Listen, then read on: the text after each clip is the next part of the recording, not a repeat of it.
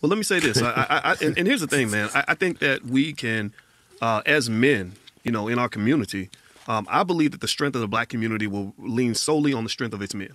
When you and I first became friends, of its what? I'm sorry, of its men. Okay. When you and I first became friends, I'm glad to know you too, Brad. I always admired your work and everything. No, likewise. Thank you. The thing you said to me that let me know, okay, this is a guy I can rock with. Is you was talking about white supremacy, and you said, "Ain't nothing you can do to me that I can't do to you," and that's an empowered statement. That's not one of these victim statements like, "Oh, look at what they're doing to us. I'm so sick of that shit." Right. I'm tired of it. Like men are not supposed to be victims. Like even if you think about sports or war or whatever.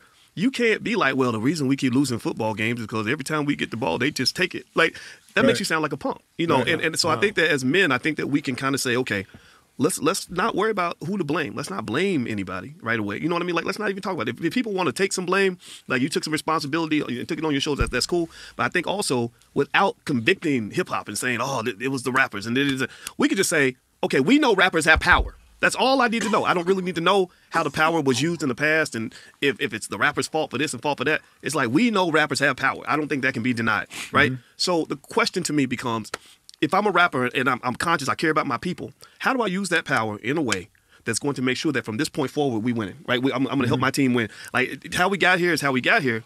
But I can take some accountability for helping the team win going forward. And I'm going to tell you, man, I checked out both of y'all's music that you put out a little bit. I probably haven't seen it all, but I saw you did a song where you were in the community, you were walking through the hood, you were saying you had an empowering message. I don't remember the exact part of the song, but like you said, it was, and I noticed this trend, like with you and you, both of y'all and also Cube, like it's like, wow, these guys, their music has gotten better.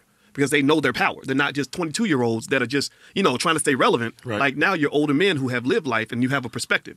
Like you're not afraid. I know you're not scared to go to war, to fight, to do whatever. But a wise soldier is a person who understands the real tragedy and the pain of war.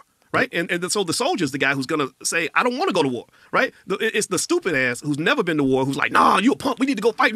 No, a guy who's really been in a battle is like, no. We're willing to do that if we have to, but that's not going to be our first option.